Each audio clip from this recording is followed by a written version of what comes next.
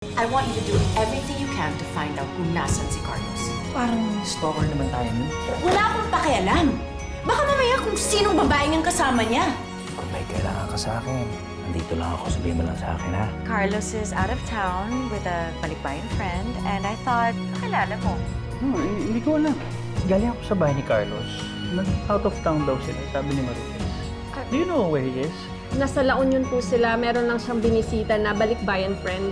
Madalas pala kayong mag-kiss at magyakapan ni Catherine. Pinasa mo na naman memories ko.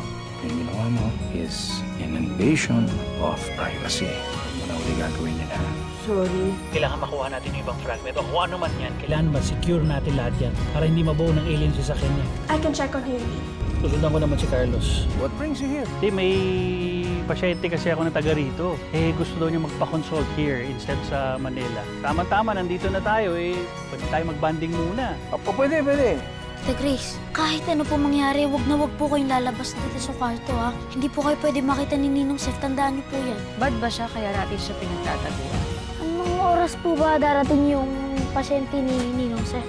May pasyente ba siya talaga? Yun ang tanong. Duda na ako dyan.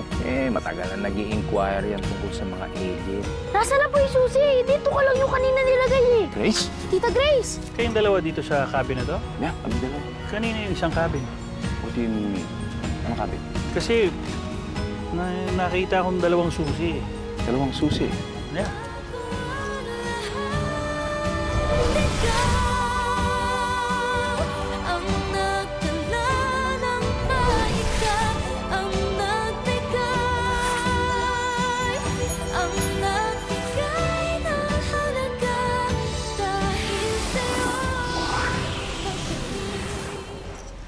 Ito, nagtataka nga ako Anong ginagawa nito rito?